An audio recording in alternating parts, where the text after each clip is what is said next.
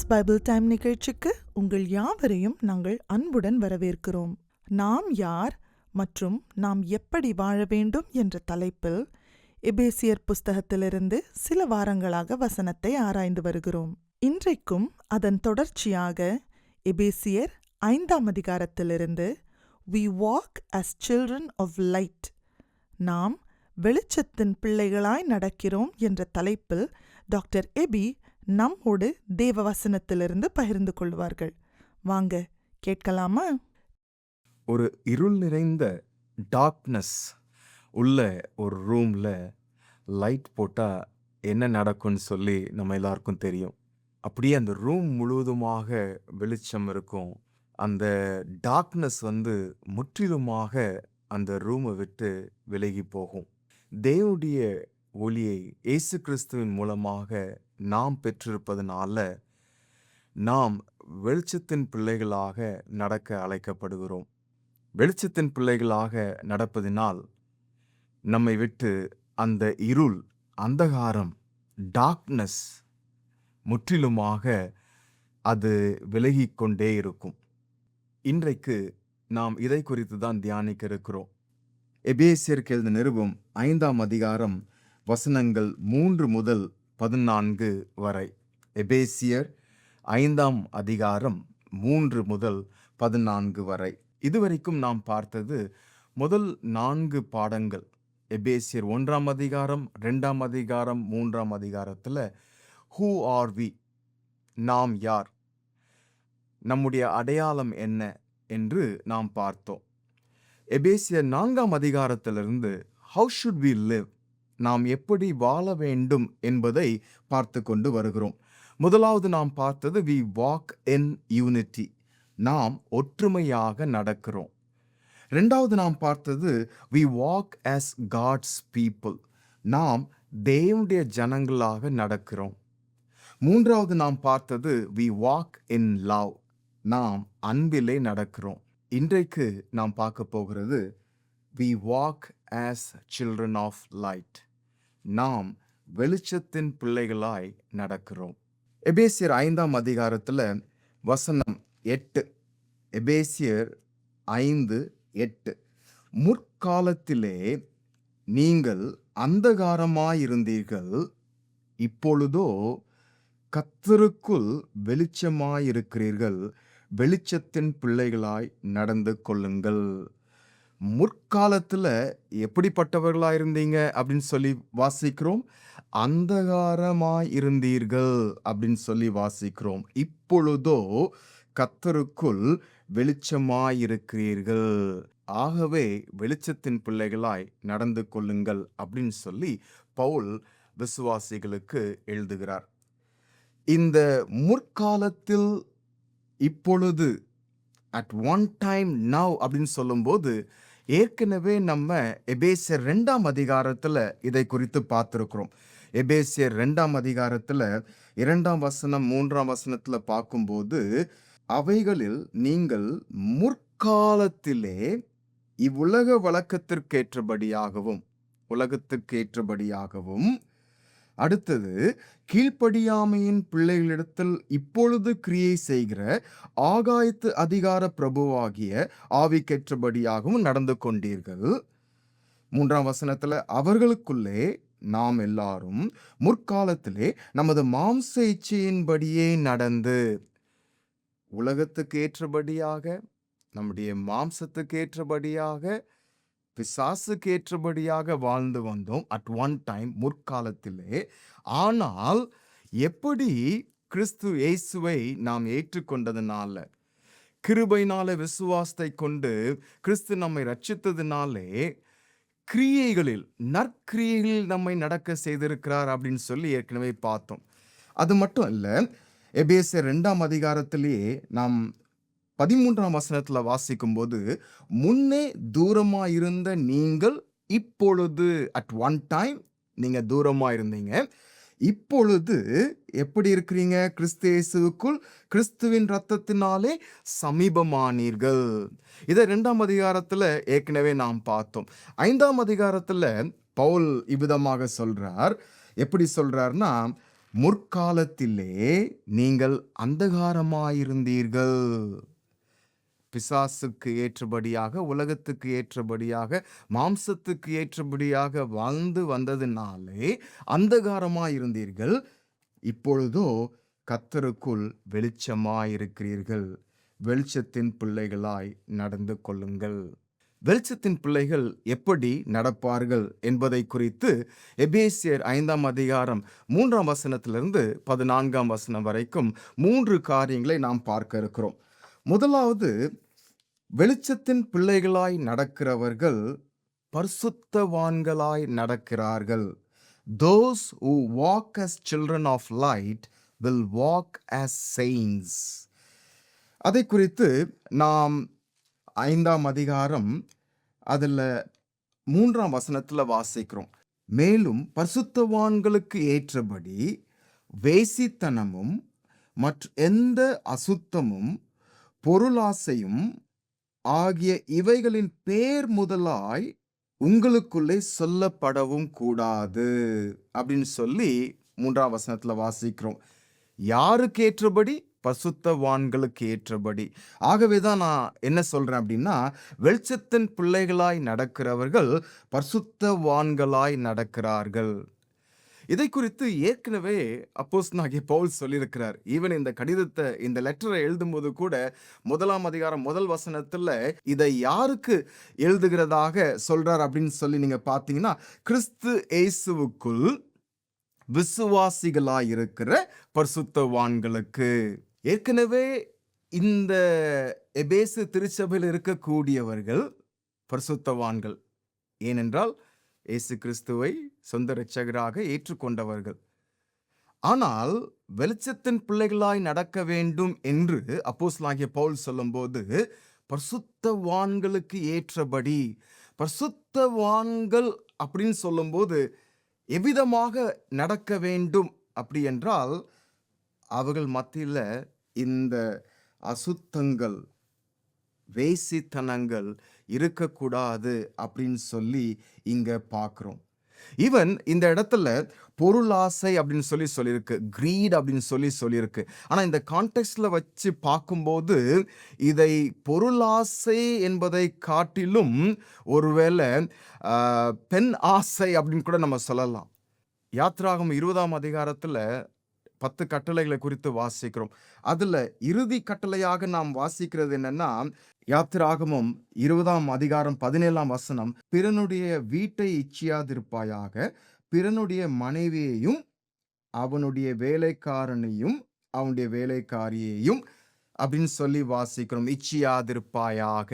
So இந்த இடத்துல even அந்த பொருளாசை என்று சொல்லப்பட்டிருக்கிறது, கிரீட் அப்படின்னு சொல்லப்பட்டிருக்கிறது கூட நம்ம அதை எப்படி பார்க்கணும் அப்படின்னா, நமக்கு இருக்கக்கூடியவைகளை விட்டு இன்னும் வேண்டும், குறிப்பாக இந்த அசுத்தமான காரியங்கள், இந்த இவைகளுக்காக வேண்டும் என்று இருப்பது, இது பரிசுத்தவான்களுக்கு ஏற்றபடி அல்ல அப்படின்னு சொல்லி பவுல் சொல்றார். அது மட்டும் இல்லை, 4ஆம் வசனத்துல அப்படியே வம்பும் புத்தீனமான பேச்சும் பரியாசமும் தகாதவைகள் அப்படின்னு சொல்றார். இந்த இடத்துல அவர் சொல்ல வர்றது என்னன்னா, இம்மாரல் லைஃப் பரிசுத்தவான்களுக்கு ஏற்றபடி அல்லன்னு சொல்றாரு. அடுத்தது வல்கரா பேசுறது, தீமையான காரியங்களை பேசுவது, அசுத்தமான காரியங்களை பேசுவது, மற்றவர்களை குறித்து தகாத விதமாய் அசுத்த விதமாய் பேசுவது, இதுவும் பரிசுத்தவான்களுக்கு தகாதவைகள் அப்படின்னு சொல்லி பவுல் எழுதுகிறார். ஸோ வெளிச்சத்தின் பிள்ளைகளாய் நடக்கிறவர்கள் பரிசுத்தவான்களாய் நடக்கிறார்கள். பரிசுத்தவான்களாய் நடக்கிறவர்களுக்கு இப்படிப்பட்ட அசுத்தங்கள் இருக்கக்கூடாது. இன்றைக்கு ஆனால் இந்த உலகம் சிலவற்றை இதையெல்லாம் ஓகே அப்படின்னு சொல்லி நமக்கு கற்று தந்து கொண்டிருக்கின்றன. சிலவற்றை நாம் பார்ப்பதன் மூலமாக, கேட்பதன் மூலமாக, எல்லாரும் இதை செய்வதனால இது பரவாயில்ல, இது நாமும் செய்யலாம், இப்படிப்பட்ட ஒரு வாழ்க்கை வாழலாம் என்கிற ஒரு முடிவுக்கு நாம் வந்து விடுகிறோம். ஆனால் வெளிச்சத்தின் பிள்ளைகளாய் நடக்க வேண்டுமென்றால் நாம் பரிசுத்தவான்களுக்கு ஏற்றபடி நடக்க அழைக்கப்படுகிறோம். இந்த இடத்துல பவுல் அதோட முடிக்காம என்ன சொல்றாருன்னா, ஸ்தோத்திரம் செய்தலே தகும் அப்படின்னு சொல்லி சொல்றார். இதை எப்படி நம்ம புரிந்து கொள்ள வேண்டும் என்றால், நமக்கு இருக்கிறது போதும் என்று நாம் கடவுளுக்கு நன்றி சொல்ல அழைக்கப்படுகிறோம். இச்சையாதிருப்பாயாக பிறருடைய பொருளை, பிறருடைய மனைவியை, பிறருடைய கணவனை அல்லது பிறரை இச்சியாதபடிக்கு தேவன் நமக்கு கொடுத்திருக்கிற அருமையான அந்த உறவுகளுக்காக நாம் ஆண்டவருக்கு நன்றி சொல்ல அழைக்கப்படுகிறோம். ஐ திங்க் நம்ம தேங்க்ஃபுல்லாக இருக்கும்போது, கண்டென்ட்டாக இருக்கும்போது, போதுமென்று இருக்கும்போது, கடவுளுக்கு நன்றி சொல்லி, கடவுள் கொடுத்திருக்கக்கூடிய இந்த ஆசீர்வாதத்துக்காக நன்றி சொல்லி கொண்டு இருக்கும்போது, பரிசுத்தவான்களுக்கு ஏற்றபடியாக நாம் வாழ முடியும். ஒரு நல்ல ஒரு அப்ளிகேஷனோட இதை அப்போஸ்தலனாகிய பவுல் இந்த இடத்துல எழுதி வைத்திருக்கிறார். பரிசுத்தவான்களுக்கு ஏற்றபடி நடக்கணும்னு சொல்றாரு. இதெல்லாம் தேவையில்லை, இதெல்லாம் தகாதவைகள்னு சொல்றாரு. எது தகும் என்று சொல்றாரு? ஸ்தோத்திரம் செய்தலே. ஆகவே கர்த்தர் கிருபையாக நமக்கு கொடுத்திருக்கக்கூடிய நம்முடைய கணவன், கர்த்தர் நமக்கு கிருபையாக கொடுத்திருக்கக்கூடிய மனைவி, இவர்களுக்காக ஆண்டவருக்கு நாம் நன்றி சொல்லுவோம். தேவையில்லாத தகாத விதமாக உறவுகளுக்குள்ளாக நாம் கடந்து செல்லக்கூடாது. இதுதான் முதலாவது நாம் பார்க்கக்கூடியது. வெளிச்சத்தின் பிள்ளைகளாய் நடக்கிறவர்கள் பரிசுத்தவான்களாய் நடக்கிறார்கள். இரண்டாவதாக நாம் இந்த பகுதியில் பார்க்கக்கூடியது என்னவென்றால், வெளிச்சத்தின் பிள்ளைகளாய் நடக்கிறவர்கள் தேவனுடைய ராஜ்யத்தை சுதந்தரிப்பவர்களாக நடக்கிறார்கள். தேவனுடைய ராஜ்யத்தை சுதந்தரிக்கிறவர்களாக நடக்கிறார்கள். Those who walk as children of light will walk as those who have inheritance in the kingdom of God. எபேசியர் 5ஆம் அதிகாரத்திலேயே 5ஆம் வசனத்திலிருந்து இதை குறித்து நாம் வாசிக்கிறோம்.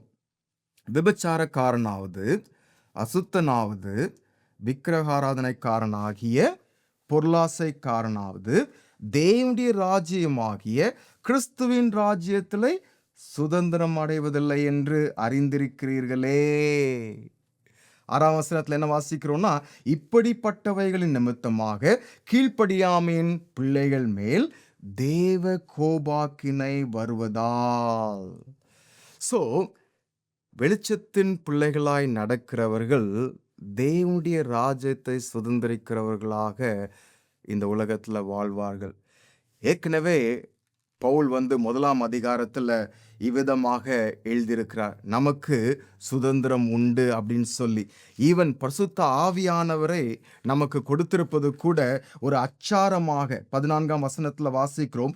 அவருக்கு சொந்தமானவர்கள், கிறிஸ்துவுக்கு சொந்தமானவர்கள் அவருடைய மகிமைக்கு புகழ்ச்சியாக மீட்கப்படுவார்கள் என்பதற்கு ஆவியானவர் நம்முடைய சுதந்திரத்தின் அச்சாரமாயிருக்கிறார். சுதந்திரத்தின் அச்சாரமாயிருக்கிறார். நமக்கு ஒரு சுதந்திரம் உண்டு. அந்த சுதந்திரத்துக்கு அச்சாரமாய், டெபாசிட்டாக அவர் காணப்படுகிறார்.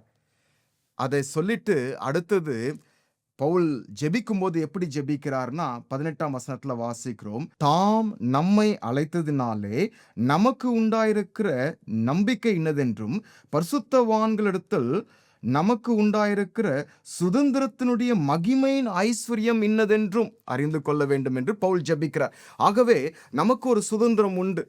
யாருக்கு? இயேசு கிறிஸ்துவை சொந்த இரட்சகராக ஏற்றுக்கொண்டவர்களுக்கு, இயேசு கிறிஸ்துவை விசுவாசிக்கிறவர்களுக்கு அந்த சுதந்திரம் உண்டு. வெளிச்சத்தின் பிள்ளைகளாய் நடக்கிறவர்கள் இந்த சுதந்திரம் நமக்கு உண்டு தேவனுடைய ராஜ்யத்தில்.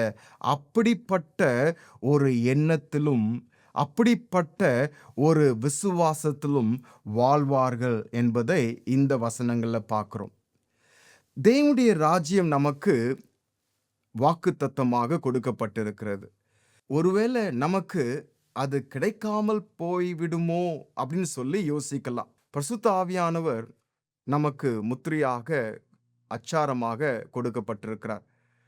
நாம் இயேசு கிறிஸ்துவை ஏற்றுக்கொண்டிருப்பதனால நிச்சயமாக நமக்கு உண்டு. ஆனால் இயேசு கிறிஸ்துவின் பிள்ளைகளாக இருக்கக்கூடியவர்கள் பரலோகத்தில் பிரவேசிக்கக்கூடியவர்களாய் அப்படிப்பட்ட விதத்தில் வாழ வேண்டும். ஒருவேளை நாம் யோசிக்கலாம், நமக்கு அப்படிப்பட்ட வாழ்க்கை கிடைக்காமல் போய்விடுமோ அப்படின்னு சொல்லி. இயேசு கிறிஸ்துவை ஏற்றுக்கொண்டவர்களுக்கு நிச்சயமாக உண்டு. இயேசு கிறிஸ்துவை ஏற்றுக்கொண்டவர்கள் இவ்விதமாக அந்தகாரத்தில் வாழ்ந்து கொண்டே இருக்க மாட்டார்கள். வேசித்தனத்திலும் அசுத்தத்திலும் தகாத விதமாக பேசுவதிலும் தொடர்ந்து வாழ்ந்து கொண்டே இருக்க மாட்டார்கள். அப்படி அவர்கள் வாழ்ந்து கொண்டிருப்பார்கள் என்றால் நிச்சயமாகவே அவர்கள் இயேசு கிறிஸ்துவை ஏற்றுக்கொள்ளாதவர்கள் என்று சொல்லலாம். இயேசு கிறிஸ்துவை ஏற்றுக்கொண்டவர்கள் ஒருவேளை அறிந்தோ அறியாமலோ இப்படிப்பட்ட பாவத்தில் வீழ்ந்து விட்டார்கள் என்றால், ஒருவேளை அவர்கள் மனம் திரும்பி மீண்டுமாக தங்களுடைய பாவத்துக்காக வருந்தி திரும்ப மன்னிப்பை கேட்கும்போது அவர் அந்த மன்னிப்பை கொடுத்து மீண்டுமாக நமக்கு அந்த விதமான ஒரு நம்பிக்கையை தருகிறார். ஆகவே இந்த வசனத்தை வைத்து நாம் பார்க்கும்போது, ஒருவேளை கிறிஸ்தவர்களாக இருந்தாலும் நமக்கு பரலோகம் சொந்தம் இல்லை என்கிற ஒரு நினைவில் நம்ம வாழ முடியாது. நிச்சயமாக நமக்கு உண்டு. அதற்காக தான் பவுல் ஜெபிக்கிறார். ஆனால் நாம் ஒரு பயத்தோடு, எப்படிப்பட்ட ஒரு பயத்தோடுன்னா, இது தேவன் நமக்கு கொடுக்க மாட்டார் அப்படி என்கிற ஒரு பயத்தோடு அல்ல. தேவன் எவ்வளவு நம்ம மேல விருப்பமாயிருந்து பிரியமாயிருந்து நம்மை ரட்சித்து மீட்டெடுத்து பரலோகத்துக்குரியவர்களாக மாற்றியிருக்கிறார். அப்படிப்பட்டவருக்கு ஒரு நல்ல ஒரு கனத்தை கொடுக்கக்கூடிய அந்த பயத்தோடு வாழ வேண்டும். வெளிச்சத்தின் பிள்ளைகளாய் நடக்கிறவர்கள் தேவனுடைய ராஜ்யத்தை சுதந்திரிப்பவர்களாக நடக்கிறார்கள். இந்த வசனங்கள் நம்ம பார்க்கும்போது, அப்படி தேவனுடைய ராஜ்யத்தை சுதந்திரிப்பவர்களாக நடக்கிறவர்கள் எப்படி வாழ்வார்கள் அப்படின்னு சொல்லி பார்க்கும்போது, 7ஆம் வசனத்துல வாசிக்கிறோம், அவர்களுக்கு பங்காளிகளாகாதிருங்கள். யாருக்கு பங்காளிகளாகாதிருங்கள் அப்படின்னு சொல்லி சொல்றார் அப்படின்னு சொல்லி நீங்க பார்த்தீங்கன்னா, கீழ்ப்படியாமையின் பிள்ளைகளுக்கு. கீழ்ப்படியாமையின் பிள்ளைகள் தான் தேவனுடைய ராஜ்யத்தை சுதந்திரிக்கிறவர்களாக வாழ மாட்டார்கள். கீழ்ப்படுகிற பிள்ளைகள், தேவனுடைய வார்த்தைக்கு கீழ்ப்படுகிற பிள்ளைகள், தேவன் பரிசுத்த ஆவியானவரை நமக்கு கொடுத்திருக்கிறார். அந்த பரிசுத்த ஆவியானவருடைய வார்த்தைக்கு கீழ்ப்படுகிற பிள்ளைகள் எப்படி இருப்பாங்களாம்? கீழ்ப்படியாமையின் பிள்ளைகளுக்கு பங்காளிகளாக இருக்க மாட்டார்கள். இந்த இடத்துல நம்ம பார்க்கிறது என்னன்னா, நாம் அவங்களோட அசோசியேட் பண்ணக்கூடாது என்பதை காட்டிலும் அவர்கள் செய்கிற அந்த கிரியைகளுக்கு நாம் உடன்படாமல் இருக்க வேண்டும். பார்ட்டிசிபேஷன். இந்த உலகத்தில் நம்ம இருப்பதனால இப்படிப்பட்டவர்களோட இருக்கக்கூடிய வாய்ப்புகள் அநேகம் நமக்கு உண்டு. ஆனால் அவர்கள் செய்கிற அந்த கிரியைகளுக்கு நாம் உடன்படாமல் இருக்க வேண்டும் அப்படின்னு சொல்லி நாம் இந்த இடத்துல வாசிக்கிறோம். ஸோ ஃபர்ஸ்ட் நாம் பார்த்தது, வெளிச்சத்தின் பிள்ளைகளாய் நடக்கிறவர்கள் பரிசுத்தவான்களாய் நடக்கிறார்கள். அவங்க என்ன செய்வாங்க? ஸ்தோத்திரம் செய்வாங்க. இந்த இடத்துல நாம் பார்க்கக்கூடியது என்னன்னா, வெளிச்சத்தின் பிள்ளைகளாய் நடக்கிறவர்கள் தேவனுடைய ராஜ்யத்தை சுதந்திரிக்க கூடியவர்களாக நடப்பார்கள். அவர்கள் எப்படிப்பட்டவர்களாக இருப்பார்கள் என்றால், அவர்கள் கீழ்ப்படியாமையின் பிள்ளைகளுக்கு பங்காளிகளாக இருக்க மாட்டாங்க. ஸோ அவர்கள் செய்யக்கூடியவற்றை செய்ய மாட்டாங்க, அவங்க பார்ட்டிசிபேட் பண்ண மாட்டாங்க. இப்படிப்பட்ட கீழ்ப்படியாமையின் பிள்ளைகள் செய்யக்கூடிய அசுத்தங்களுக்கு அல்லது அசுத்தங்களில் அவர்கள் ஈடுபட மாட்டார்கள் என்பதை குறித்து இந்த இடத்துல வாசிக்கிறோம். இறுதியாக நாம் பார்க்கக்கூடியது, இந்த பகுதியில் வெளிச்சத்தின் பிள்ளைகளாய் நடக்கிறவர்கள் ஆவியின் கனியை கொடுப்பார்கள். Those who walk as children of light will bear the fruit of light. வசனங்கள் 9 முதல் அதை குறித்து பார்க்கிறோம். ஆவியின் கனி சகல நற்குணத்திலும் நீதியிலும் உண்மையிலும் விளங்கும் அப்படின்னு சொல்லி நாம் பார்க்கிறோம். ஆவியின் கனி. ஆனா ஆங்கில வேதாகமத்தில் நீங்க பார்த்தீங்கன்னா the fruit of light அப்படின்னு சொல்லி இருக்கும். இந்த fruit of light குறித்து நாம் இங்க பார்க்கக்கூடியது என்னன்னா நற்குணத்திலும், குட்னஸ் அப்படின்னு சொல்லி ஆங்கில பைபிள்ல பார்க்கிறோம். இங்கிலீஷ் பைபிள்ல குட். அதே போல நீதியிலும், ரைச்சியஸ்னஸ் அல்லது ரைட். அடுத்தது கடைசியில உண்மையிலும், ட்ரூத். ஸோ இந்த ஆவியின் கனி அப்படின்னு சொல்லும்போது அது குட்னஸ், ரைச்சியஸ்னஸ் அண்ட் ட்ரூத். நற்குணத்தில், நீதியில், உண்மையில் விளங்கக்கூடியதாக, காண்பிக்கக்கூடியதாக இருக்கக்கூடியது. இப்படிப்பட்ட கனியை கொடுக்கக்கூடியவர்களாக தான் யார் இருப்பாங்கன்னா வெளிச்சத்தின் பிள்ளைகளாய் நடக்கிறவர்கள். இப்படிப்பட்ட வெளிச்சத்தின் பிள்ளைகளாய், கனி கொடுக்கிறவர்களாய், ஆவியின் கனியை கொடுக்கிறவர்களாய் இருக்கக்கூடியவர்கள் எப்படி இருப்பாங்க அப்படின்னா கர்த்தருக்கு பிரியமானது இன்னதென்று சோதித்து அறிவார்கள். அதை குறித்து 10ஆம் வசனத்துல வாசிக்கிறோம். கர்த்தருக்கு பிரியமானது இன்னதென்று நீங்கள் சோதித்து பாருங்கள். ஆவிக்கேற்றபடி கனி கொடுக்கிறவர்கள், குட், ரைட், அதே போல ட்ரூ, இப்படிப்பட்ட விதங்கள்ல இந்த கனியை, ஆவியின் கனியை கொடுக்கிறவர்கள் எப்படிப்பட்டவர்களாக இருப்பார்கள்? கர்த்தருக்கு பிரியமானது எது என்று சோதித்து அறிவார்கள். எவாலுவேட் பண்ணுவாங்க, வெரிஃபை பண்ணுவாங்க. ஆங்கில வேதாகமத்தில் டிசர்ன்மெண்ட் அப்படின்னு சொல்லி சொல்லப்பட்டிருக்குது. எவாலுவேட் இல்லைன்னா எக்ஸாமின், வெரிஃபை. ஐ திங்க் வெளிச்சத்தின் பிள்ளைகளாய் நடக்கிறவர்கள் நிச்சயமாகவே ஒருவேளை உலகத்தாரால இதெல்லாம் சரி, இதெல்லாம் ஓகேன்னு சொன்னா கூட இது நம்ம செய்யலாமா, செய்யக்கூடாதா அப்படின்னு சொல்லி பரிசோதனை செய்வார்கள். எவாலுவேட் பண்ணுவாங்க, வெரிஃபை பண்ணுவாங்க, டிசர்ன் பண்ணுவாங்க. அடுத்தது நாம பார்க்கக்கூடியது இந்த ஆவியின் கனியை கொடுக்கிறவர்கள். அதை குறித்து 11ஆம் வசனத்துல வாசிக்கிறோம். கனியற்ற அந்தகார கிரியைகளுக்கு உடன்படாமல். அகெயின் இந்த இடத்துல ஏற்கனவே அவர்கள் கீழ்ப்படியாமையின் பிள்ளைகளோடு பங்காளிகளா இருக்க மாட்டாங்கன்னு சொல்லி பார்த்தோம். அவர்களோடு பார்ட்டிசிபேட் பண்ண மாட்டாங்க அப்படின்னு சொல்லி பார்த்தோம். இந்த இடத்துல பார்க்கும்போது கனியற்ற அந்தகார கிரியைகளுக்கு உடன்படாமல் அவங்க செய்கிற காரியங்களை செய்ய மாட்டார்கள் அப்படின்னு சொல்லி இருக்குது. ஸோ அந்த டார்க்னஸ், அந்த அந்தகாரத்தை அவாய்ட் பண்ணுவாங்க அப்படின்னு சொல்லி. அது மட்டும் இல்லை, கடைசியில் நீங்க பார்த்தீங்கன்னா இப்படி வெளிச்சத்தின் பிள்ளைகளாய் நடக்கிறவர்கள், அதே 11ஆம் வசனத்துல வாசிக்கிறோம், கனியற்ற அந்தகார கிரியைகளுக்கு உடன்படாமல் அவைகளை கடிந்து கொள்வார்கள். அவைகளை கடிந்து கொள்ளுங்கள் அப்படின்னு சொல்லி பவுல் எழுதுறாரு. ஆனால் நான் அதை எப்படி பார்க்குறேன்னா, வெளிச்சத்தின் பிள்ளைகளாய் நடக்கிறவர்கள், ஆவிக்கேற்றபடி கனி கொடுக்கிறவர்கள் கனியற்ற அந்தகார கிரியைகளை கடிந்து கொள்வார்கள்.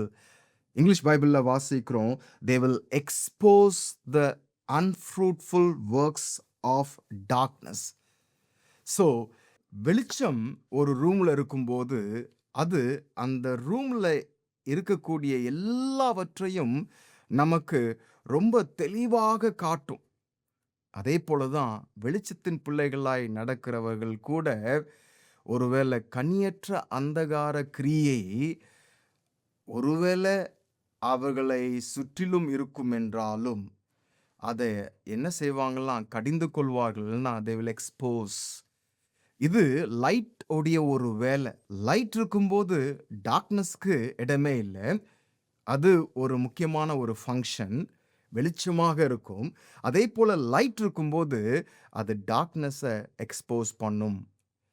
வெளிச்சத்தின் பிள்ளைகளாக நடக்க தேவன் நம்மை அழைக்கிறார்.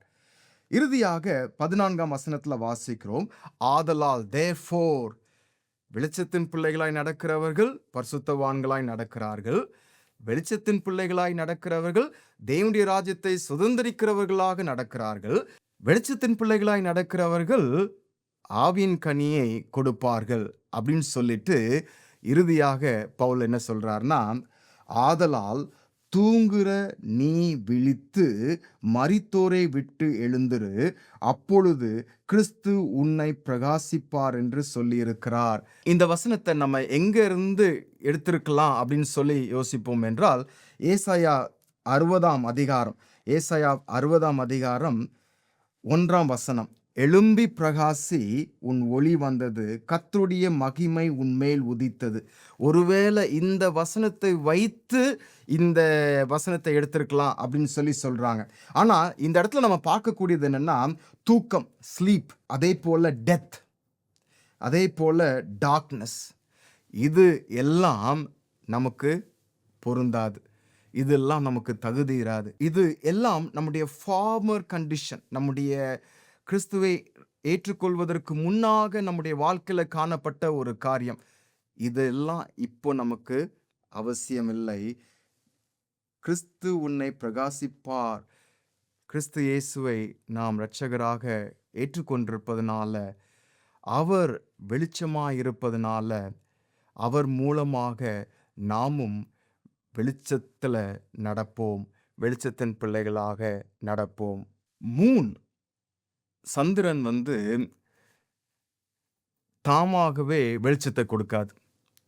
அது சூரியன், சன்னுடைய வெளிச்சத்தை தான் பிரதிபலிக்கும். ஆனால் அந்த மூன் நாம் பார்க்கும்போது பிரகாசமாக இருக்கும், ரொம்ப பியூட்டிஃபுல்லாக இருக்கும். ஆனால் அந்த சன் இல்லாமல் அது வெளிச்சத்தை கொடுக்கவே கொடுக்காது.